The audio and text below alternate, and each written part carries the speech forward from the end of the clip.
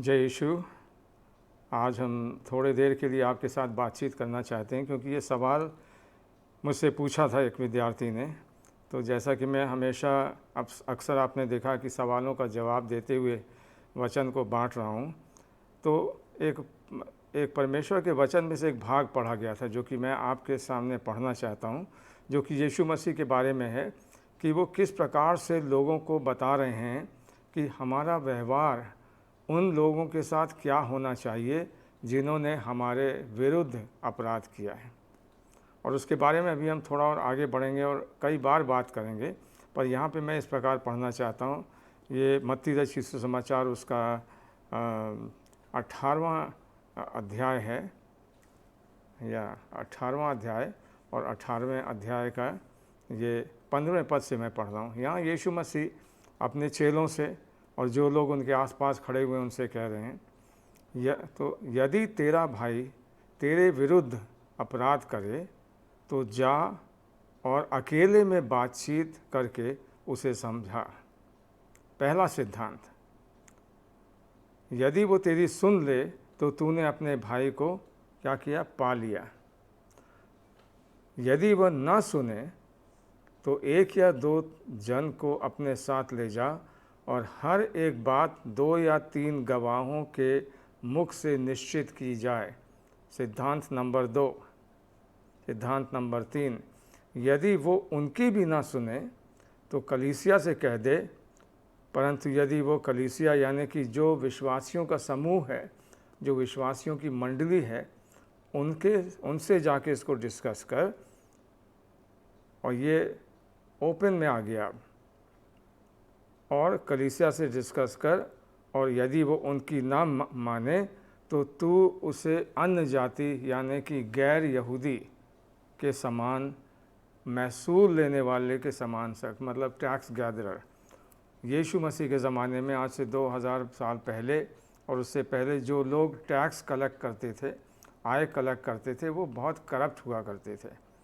तो उनको ये कहा जाता था कि अरे ये तो महसूल लेने वालों के समान है या टैक्स कलेक्टर्स के समान है, यानी कि ये इसका चाल चलन, इसको ट्रस्ट नहीं किया जा सकता, इसको सोसाइटी में है ये, पर ये इस योग्य नहीं कि रहे, मतलब इस तरीके से समझा जाता था।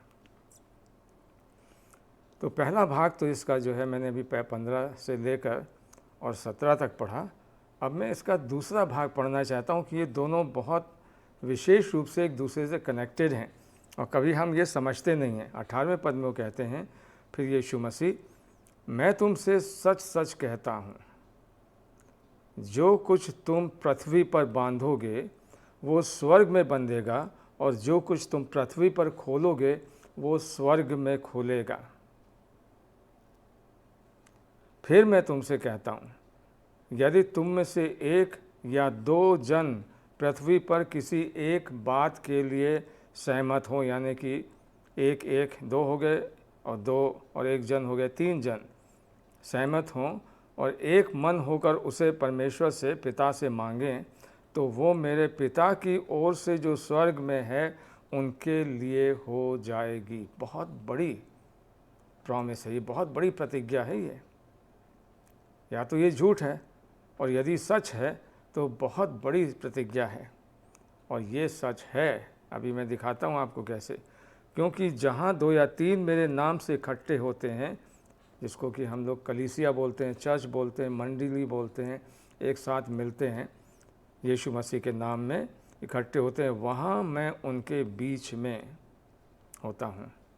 और फिर उसके आगे पढ़ते हैं हम कि तब पतरस साहब उनसे आके कहते हैं कि हे प्रभु, यदि मेरा भाई अपराध करता रहे तो मैं उसे कितनी बार क्षमा करूं। अब वो एकदम एक्सट्रीम में चले गए, तो उसको हम आगे पढ़ेंगे, पर पहले हम जाना चाहते हैं 15वें पद से जो हमने पढ़ा। ध्यान से मेरे साथ सुनिएगा। यदि तेरा भाई तेरे विरुद्ध अपराध करे तो जा उससे अकेले में बातचीत कर। ये सिद्धांत जो है, ये हमारे बड़े बड़े समाजों में और हमारे कॉन्स्टिट्यूशंस में, हमारे लॉज में, जिसके की द्वारा हम कानून बनाते और गवर्न करते हैं, उसके अंदर आ गया। कभी आपने इसको समझा है? कहाँ से आया है? ये शरीयत से आया है, यानी कि मूसा के द्वारा दी हुई व्यवस्था के द्वारा आया है। ये ईसाइयों या मुसलमानों की किताब नहीं है, ये यहूदियों की पुस्तक है, जो कि यहूदियों को परमेश्वर ने सबसे पहले मूसा के द्वारा सारे लॉज, जिनको कि हम व्यवस्था विवरण, लिविटिकस, लय व्यवस्था इत्यादि इत्यादि कहते हैं, उन तीनों पुस्तकों के अंदर यदि आप पढ़ेंगे, पहली 5 किताबें बाइबल की जो सबसे पुरानी किताबें संसार में पाई जाती हैं, और उनके लेखें आपको लाइब्रेरीज़ में आज भी मिलेंगे, और वहाँ पे आप जाके इसको देख सकते हैं कि कितने हज़ार पुराने ये अभिलेख हैं। और इन अभिलेखों के द्वारा हर कंट्री के, जो हर मेन कंट्रीज़ है, जहाँ जहाँ इंग्लिश लोगों का राज रहा है, जहाँ जहाँ रोमी साम्राज्य का राज रहा है, यानी कि पूरे ऑलमोस्ट एंटायर वर्ल्ड, आप देखेंगे कि उनके जो लॉज हैं, जो कोर्ट में चलाते हैं, वो लॉज इन्हीं चीज़ों पर आधारित हैं। पहला यह क्या बता रहा है, यदि तेरा भाई अपराध करे तो उससे क्या कर, अकेले में जाके बात कर। हम लोग क्या करते हैं, बिल्कुल उल्टा। मेरे भाई ने मेरे विरुद्ध अपराध किया और मैंने सबसे पहले जाकर क्या करा, किसी दूसरे से बताया कि देखो यार कितना ख़राब आदमी ये, मैंने इसके संग इतने अच्छे अच्छे काम किए और इसने मेरे किसी अच्छे काम का बदला नहीं दिया और मेरे संग ये किया। अब बताओ मैं क्या करूं, इसकी रिपोर्ट करूं कि ना करूं? या हम तुरंत फ़ोन करते हैं किसी और को। इस तरह की हरकतें हम लोग करते हैं, या हिंट में किसी को बता देते हैं, या अपने ऑफिसर्स को हिंट में बता देते हैं ताकि हम कवर्ड रहें।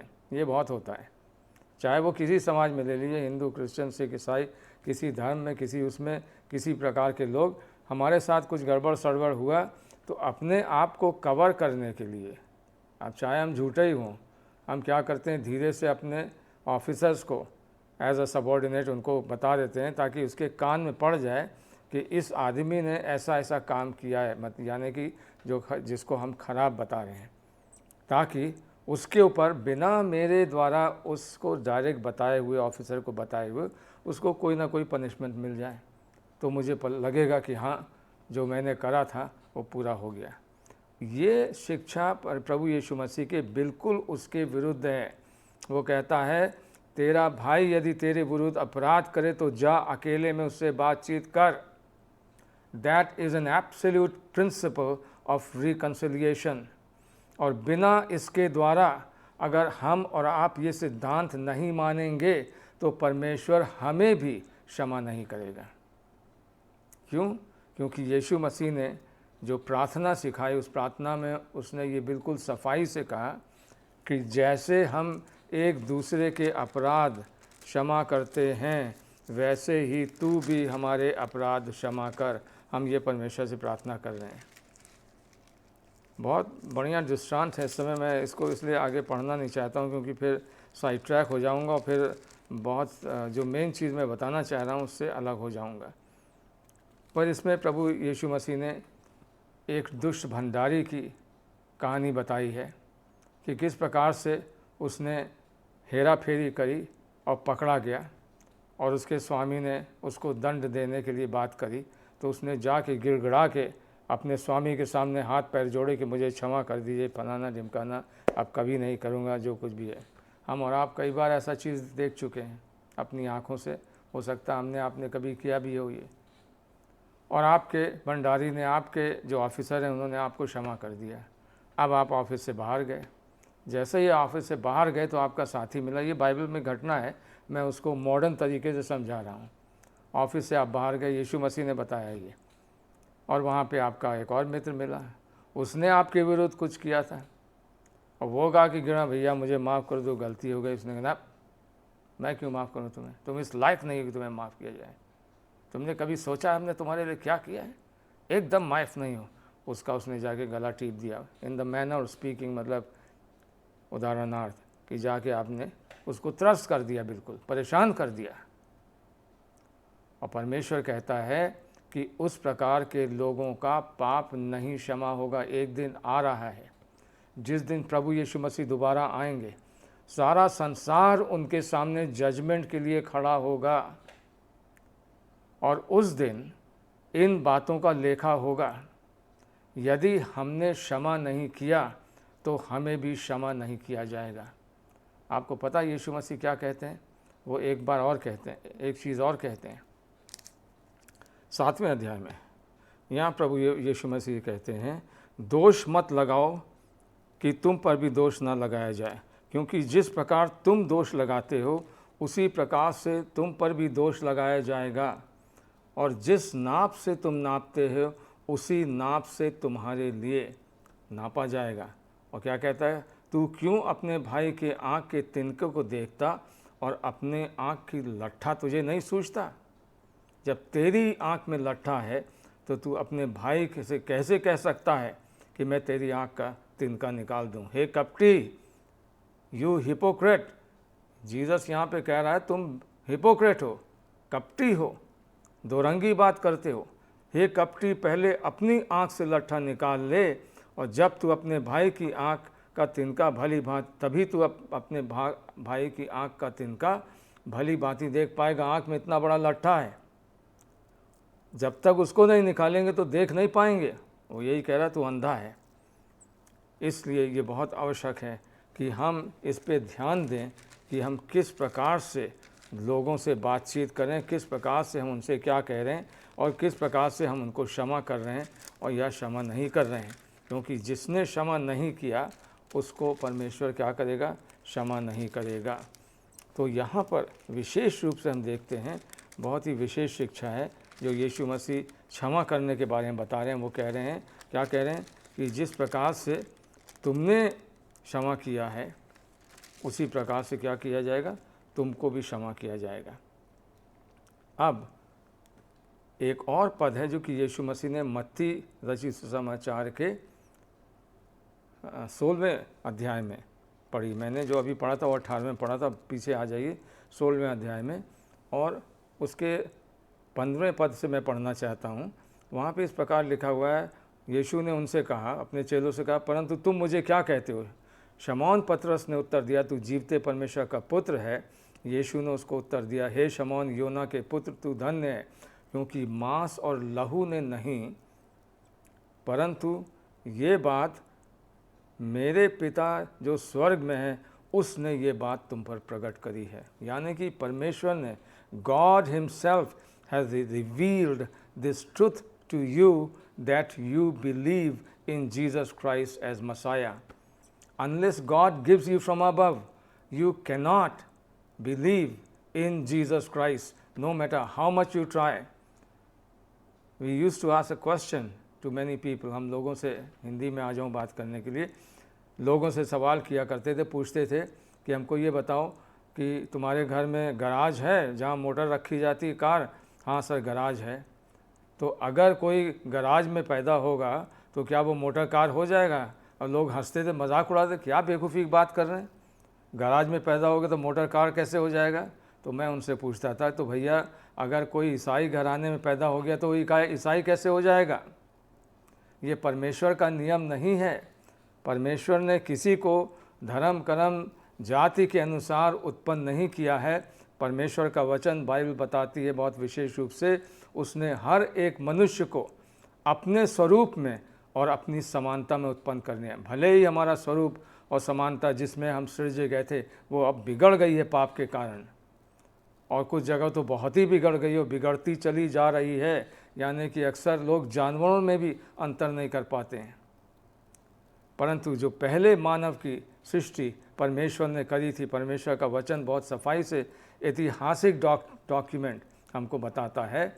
मनुष्य की उत्पत्ति का वास्तविक इतिहास ये हमको और आपको कहीं नहीं मिलेगा, क्योंकि आप इसको जाकर नाप जोख सकते हैं कहाँ पे था। उन सारी जगहों के नाम हैं, उन सारी नदियों के नाम हैं, और उस समय का वर्णन किया गया है, और हिस्ट्री में पीछे जाकर उसको ट्रैक किया जा सकता है, और साइंस ने किया भी है उसको। अदन की वाटिका कहाँ पाई जाती है आप जाके देख सकते हैं।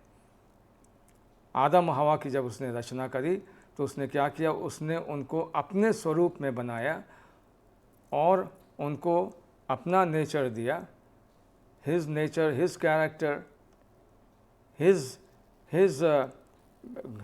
क्वालिटीज़, परमेश्वरत्व की जो क्वालिटीज़ हैं, गुण हैं, वो उसने दिया। अपने स्वभाव को दिया, अपने स्वरूप को दिया, मानव को अपने स्वरूप में बनाया।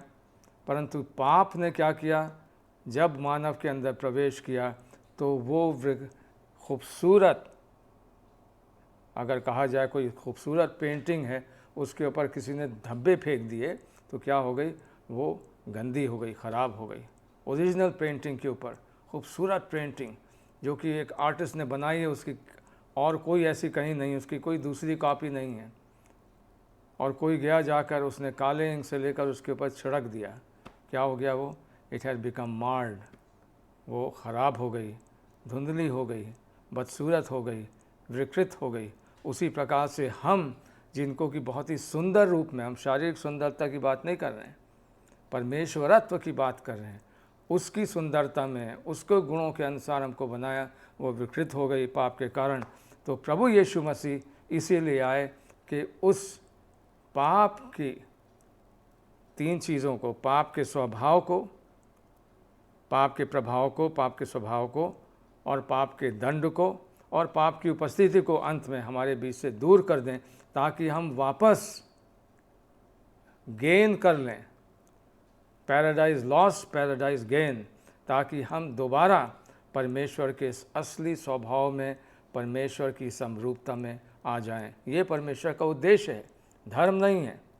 वो किसी धर्म की बात नहीं करता। अगर ऐसा होता तो जो खून आपके शरीर में है उसमें भी धर्म का नाम लिखा होता। परमेश्वर कहता भैया तुम ईसाई हो, ईसाइयों वाला खून यहाँ पे वहाँ से जाके लो। ऐसा कभी आपने सुना, कभी देखा? कभी नहीं। मरता हुआ आदमी किसी प्रकार का किसी का भी खून मिले पूछे तक के नहीं, वेरीफाई भी नहीं करेगा। वो कहेगा भैया हमको दो ताकि मुझे जीवन मिले, क्योंकि परमेश्वर ने हर मनुष्य को एक समान बनाया है।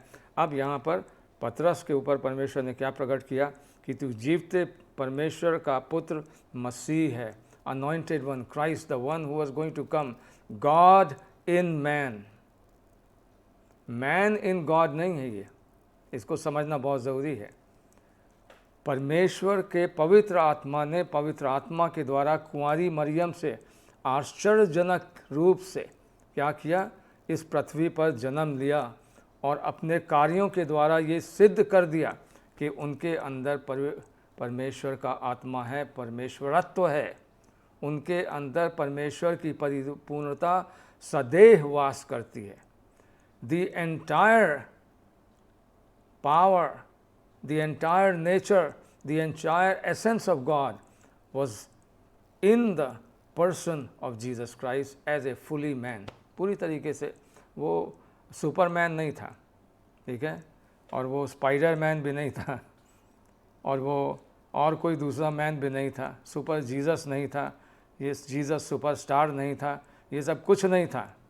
वो एक साधारण मनुष्य था, हमारे और आपके समान। आज हम लोग के डिवोशन में बाबा जी ने एक और प्रश्न पूछा, बिशप आर.बी. लाल की बात कर रहा हूँ मैं, यीशु दरबार के जो बिशप हैं, उन्होंने आज ये पूछा कि हमको भैया बताइए कि अगर आपसे ये पूछा जाए कि आप परमेश्वर को किसके समान समझना चाहते हैं, इसमें मैं धर्म की बात नहीं कर रहा हूँ, उन्होंने साफ कर दिया उसको, उससे कोई मतलब नहीं है। आपके हिसाब से, रिलीजन को छोड़ दीजिए, कोई रिलीजन किताब उताब में, आपके हिसाब से क्या चाहते हैं? किसी ने बोला कि मैं चाहता हूँ परमेश्वर जो है वो बहुत दयालु हो। मैंने कहा परमेश्वर मेरे पापों को क्षमा करे, मुझे जीवन दान दे। किसी और ने कहा कि परमेश्वर जो है करुणामय हो। किसी ने कहा परमेश्वर हमें उद्धार देने वाला हो। बहुत सी चीज़ें कहीं। उनका अच्छा, तो फिर किसी ने उनसे पूछा आप क्या कहना चाहते हैं, तो उन्होंने कहा मैं तो परमेश्वर का चाहूँगा कि वो मेरे समान हो। तो 2 मिनट के लिए लोग सोचने लगे कि ये कैसी बात है, परमेश्वर जो है मनुष्य के समान हो। तब समझ में आया नहीं बिल्कुल सही बात है। परमेश्वर जब मनुष्य के समान होगा तो वो हमारे और आपकी वेदना को समझ सकेगा।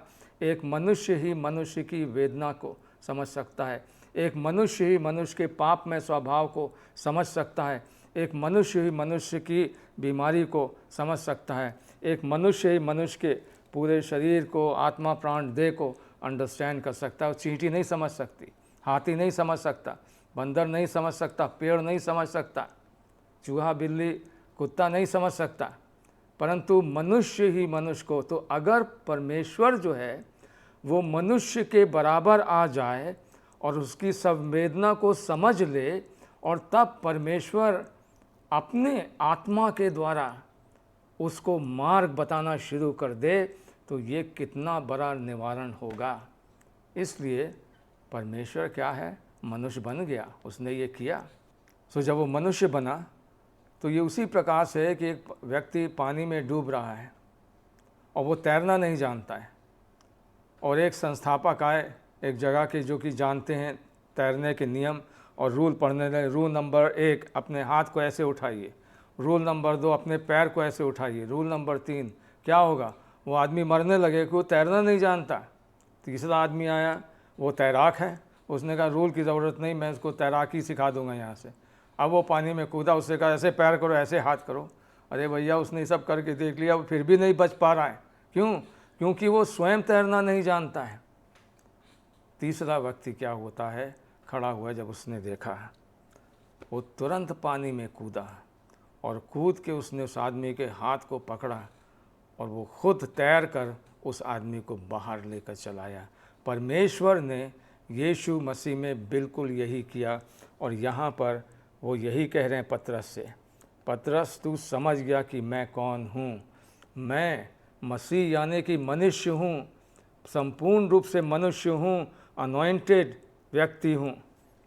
और ये बात तुझे किसने प्रकट करी है? ये बात तुझे परमेश्वर पिता ने जो स्वर्ग में प्रकट करी है। You could not understand with your own imagination, you could not understand with your own philosophy, you could not understand with your own ideas and theology and all kind of things that you want to think. God has revealed to you, परमेश्वर ने प्रकट करी है। और मैं भी तुझसे कहता हूँ कि तू पतरस है। और मैं, पतरस के मतलब क्या है? रॉक। ऑन दिस रॉक, मैं इस पत्थर पर अपनी कलीसिया यानी कि अपना आत्मिक भवन बनाऊंगा। यानी कि पतरस को उन्होंने ये कार्य सौंप दिया कि अब वो क्या करेगा, वो लोगों को पकड़ेगा और पकड़ के उनको यीशु मसीह के पास लाएगा। और यीशु मसीह के पास लाने के बाद उनको वो ये चीज़ें समझाएगा। और तब प्रभु यीशु मसीह ने कहा, मैं अपनी कलीसिया बनाऊंगा और अधोलोक यानी कि शैतान की सारी शक्तियों के फाटक उसके ऊपर प्रबल न होंगे। और मैं तुझे स्वर्ग के राज की कुंजियाँ दूंगा, और जो कुछ तू पृथ्वी पर बांधेगा वो स्वर्ग में बंधेगा, और जो कुछ तू पृथ्वी पर खोलेगा वो स्वर्ग में खुलेगा। वही चीज़ जो अभी हमने 18वें अध्याय में पढ़ी। पतरस ने क्या किया, ऐतिहासिक चीज़ है ये। पतरस साहब जो गए और उन्होंने जाकर रोम में, और रोम से आगे बढ़कर उस सारे यूरोप के प्रांत में प्रभु यीशु मसीह का सुसमाचार लोगों को सुनाना शुरू किया। और एक कलीसिया यानी कि हम पत्थर बन गए। अब ये सच्चे, मतलब ये बात नहीं करें कि आप पत्थर में बदल गए, ये समझाने का तरीका कि हम कलीसिया बन गए। एक के ऊपर एक जैसे पत्थर लगाया जाता है और बिल्डिंग खड़ी हो जाती है, उसी प्रकार से हज़ारों, लाखों, करोड़ों की संख्या में आज जो है यीशु मसीह की कलीसिया संसार में सबसे बड़ी कलीसिया है। क्यों? क्योंकि प्रभु यीशु मसीह ने ये कह दिया उस दिन, मैं तेरे ऊपर अपनी कलीसिया बनाऊंगा और तेरे ऊपर अधोलोक के फाटक प्रबल नहीं होंगे। इसीलिए जितना ज़्यादा मसीही लोगों को सताया गया, उतना ही ज़्यादा परमेश्वर का राज उस एक जगह से, बैतलहम से शुरू होकर क्या हो गया, पूरे विश्व में फैल गया। और आज की तारीख में शायद ही कोई ऐसी जगह बची ना हो जहाँ पे कि परमेश्वर के लोग, यीशु मसीह को मानने वाले लोग नहीं पाए जाते हैं। ईसाइयों की बात नहीं कर रहा हूँ मैं, ईसाई चर्च, ईसाई बिल्डिंग की उधर मत ध्यान दीजिएगा। और यहाँ पे उसने क्या कहा, जो तू यहाँ बांधेगा वो कहाँ बंधेगा? स्वर्ग में बंधेगा। अब हम लोग यहाँ पे आना चाहते हैं मत्ती 18 में, और यहाँ पे हम इसको समाप्त करते हैं। यहाँ पे वो क्या कहता है, मैं तुमसे, हाँ, यहाँ पे कहता है, यदि तेरे भाई के विरुद्ध अपराध, इस बांधने की ताकत की सीक्रेट क्या है? इस बांधने की ताकत की सीक्रेट है कि एक से अधिक लोग होना ज़रूरी हैं। इसके मतलब क्या है? देखिए यहाँ क्या कह रहा है, 18वें पद में, 18वें अध्याय के 18वें पद में, मैं तुमसे सच सच कहता हूँ, जो तुम पृथ्वी पर बांधोगे वो स्वर्ग में बंधेगा, जो तुम पृथ्वी पर खोलोगे स्वर्ग में खुलेगा। जो उसने अभी 16वें अध्याय में कही, 18वें अध्याय में 18वें पद में वही कह रहा है। फिर मैं तुमसे कहता हूँ, यदि तुम में से 2 जन पृथ्वी पर किसी बात के लिए एक मन होकर प्रार्थना करें, तो वो मेरी पिता की ओर से जो स्वर्ग में है पृथ्वी पर उनके लिए हो जाएगी। That means what? I cannot have even one person in my life with whom I have not gone and tried to settle my account. मेरे जीवन में एक भी ऐसा व्यक्ति नहीं होना चाहिए कि मैंने जाकर उसके साथ अपना अकाउंट सेटल नहीं किया। ये बात अलग है कि वो मुझे क्षमा ना करे, पर मुझे जाना ज़रूरी है। मैं तो क्षमा मांगूंगा, मैं प्रयत्न करूंगा, मैं बार बार उसके पास जाऊंगा, मैं उससे माफ़ी मांगने के लिए तैयार हूँगा। यदि मुझे खड़े होकर स्वर्ग सबके सामने मंडली में कहना पड़े कि मैं पापी हूँ तो मैं कहूँगा। यदि मुझे कोर्ट में जाके कहना पड़े कि मैंने किसी को मारा है, पीटा है, अन्याय किया है, बहुत किसी प्रकार का घोर पाप किया है, तो मैं कहूँगा, परंतु मैं उस व्यक्ति से भी माफ़ी मांगूंगा। वो व्यक्ति क्षमा ना करे, मैं उसके पर दबाव नहीं डाल सकता, परंतु परमेश्वर का वचन कहता है कि तुमको क्या करना है, अपने भाई के विरुद्ध, बहन के विरुद्ध, किसी के विरुद्ध अगर अपराध किया है, अकेले में जाके बातचीत कर, माफ़ी मांग।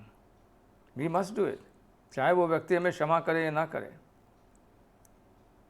इसके मतलब क्या है? इसके मतलब जब हम और आप वहाँ जाएंगे तो हमारे रिकॉर्ड से ये पता चलेगा क्या मैंने उससे माफ़ी मांगी कि नहीं, क्या मैंने अपना अकाउंट सेटल किया कि नहीं।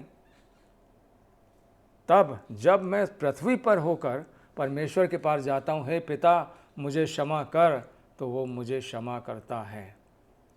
मैंने उस व्यक्ति को क्षमा किया, मैंने उस व्यक्ति को ये बात भी उसकी क्षमा कर दी कि उसने मुझे क्षमा नहीं किया। अक्सर ये होता है कि अगर दूसरे ने हमें क्षमा नहीं किया तो हम जाकर उसकी बड़ी बदनामी करते हैं, उल्टा सीधा बताते हैं, बजाय ये बताने की कि मैंने पाप किया था जिसके कारण वो नाराज़ है। हम उसकी गलती बताने लगते हैं कि उसने ऐसा किया, वो वैसा था, या मेरे अंदर कोई किसी दूसरे ने किया था उसका प्रभाव। हम कभी ये नहीं कहते दाऊद के समय, ओ I have sinned against you. और जितने भी दीन लोग हैं जिन्होंने यीशु मसीह को वास्तविक रूप से जाना है, उन्होंने क्या किया है? उन्होंने क्षमा को प्राप्त किया है, और जिन्होंने क्षमा को प्राप्त किया है वही क्षमा दे सकते हैं। मैं क्या कह रहा हूँ उसको सुनिए ज़रा ध्यान से। जिन्होंने क्षमा को प्राप्त किया है यीशु मसीह के द्वारा, जिनके गुनाह माफ़ हुए हैं, वही इतने सामर्थी बन जाते हैं कि बड़े से बड़े दूसरे के गुनाह को माफ़ करते हैं।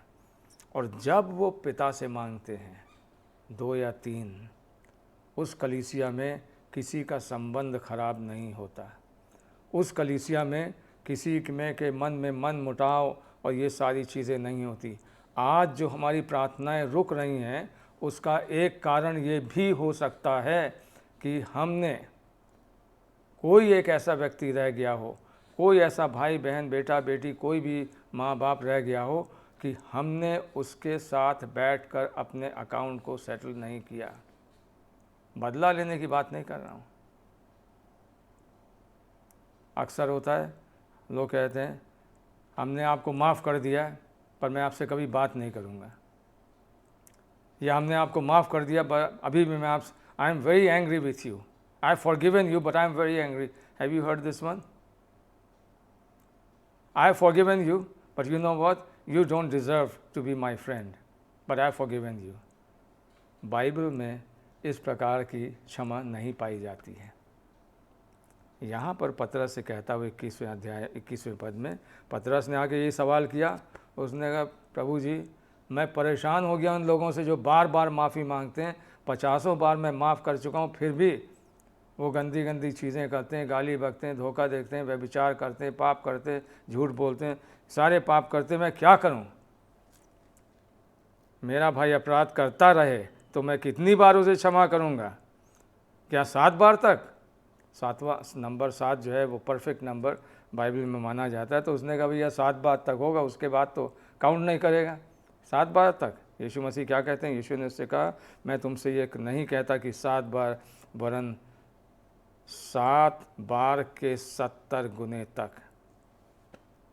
और उसके बाद ही वो जिक्र करता है उस व्यक्ति का कि जब उसके दासों ने आके लेखा लिया और जब उसने पाया कि इस दास के पास उसका कर्जा था, वो गिड़गिड़ाने लगा, मेरा कर्जा क्षमा कर देने, मैं मर जाऊंगा।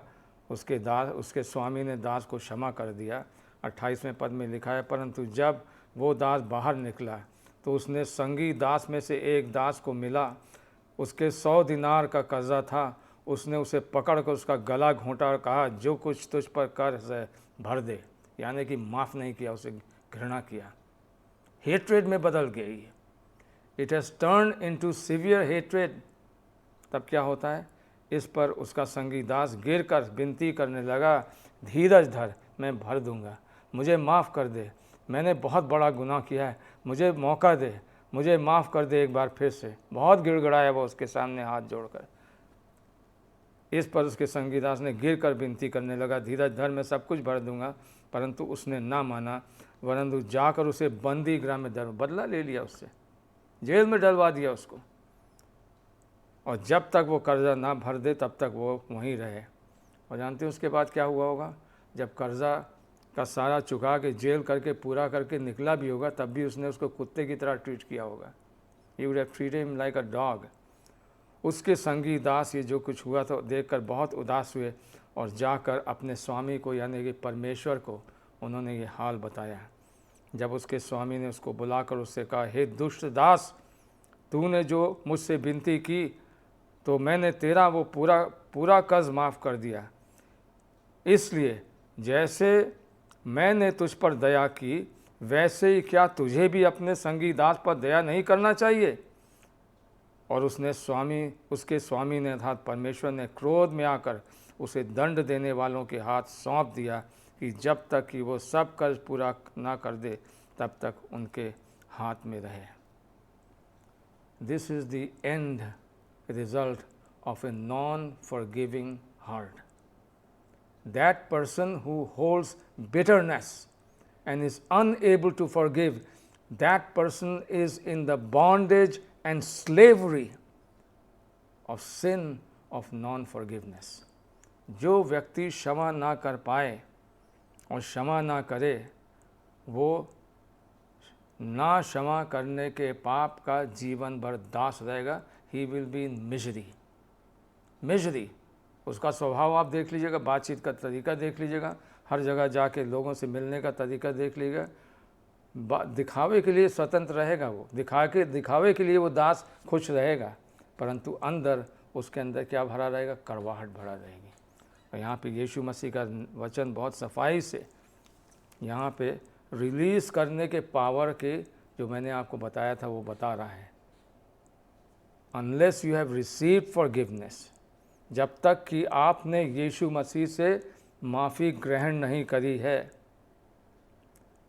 Unless you have been forgiven, और जब तक कि आप उसके द्वारा क्षमा नहीं कर दिए गए हैं, and unless you have forgiven those who have sinned against you no matter how big is their sin is, जब तक कि आपने उन लोगों के पाप क्षमा नहीं किए हैं जिन्होंने आपके विरुद्ध पाप किया हो, चाहे वो कितने बड़े पाप क्यों ना हो, तब तक हमारे पास ये पावर नहीं आ सकती कि हम जो यहाँ बांधें वो स्वर्ग में बंधेगा। इसलिए वो कहता है, मैं तुमसे सच सच कहता हूँ कि यदि पृथ्वी पर किसी बात के लिए एक मन हो, the body of Christ, the church, the मंडली जो है, वो उस समूह के अंदर आत्मिक एकता ही इस पावर को निर्धारित करती है कि हम स्वर्ग में सब कुछ बांध सकें। इस धोखे में मत रहिएगा।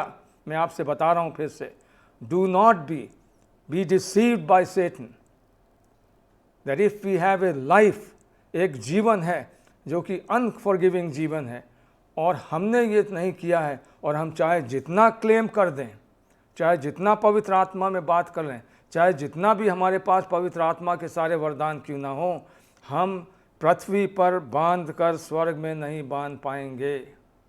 बहुत छोटी सी चीज़ है ये, इसको पढ़ लीजिएगा एक बार फिर से, पूरा का पूरा 18वां अध्याय, ख़ास तौर से 18वां अध्याय के 15वें पद से और 34 पद तक प्रभु यीशु मसीह इसी के ऊपर डील कर रहे हैं। The power to bind things on earth in the name of Jesus, we bind the powers of darkness. ये किस पे निर्भर करता है कि मेरे जीवन में कोई भी भाई या बहन नहीं है जिनसे कि मेरा एक मन ना हो। और जब ये हो जाएगा भाई बहनों, मैं आपको बताना चाहता हूँ परमेश्वर के वचन के अनुसार हमने इसको देखा है, पाया है और इसको सिद्ध पाया है, ये होगा, आपके जीवन में होगा, आपकी कलीसिया में होगा, आपकी सभा में होगा, आपके घर में होगा। हमारे परिवार में ये चीज़ हुई। In my own family I have seen it. Glory to God. परमेश्वर को मैं धन्यवाद देता हूँ और रोज़ मैं परमेश्वर से प्रार्थना करता हूँ ताकि ऐसा ना हो that I am walking with unconfessed sins. ऐसा मत करिएगा कि रोज़ आप चले जा रहे हैं और आपके जीवन में पाप हों जिनकी कि कन्फेशन नहीं किया गया है। Confession, what is sin against God, confess him, and what is against man, confess him. और तब परमेश्वर का वचन कहता है जैसा वो ज्योति है, यदि हम वैसे ज्योति में चलें तो उसका पुत्र प्रभु यीशु मसीह का लहू हमें अननोन पापों से भी क्या करता है, पवित्र करता है। ही क्लेंजेस अस फ्रॉम ऑल अनराइचियसनेस। वो हमें सारे अधर्म से क्षमा करने में विश्वास योग्य और धर्मी है। जय यीशु। परमेश्वर आपको बड़ी आशीष दे।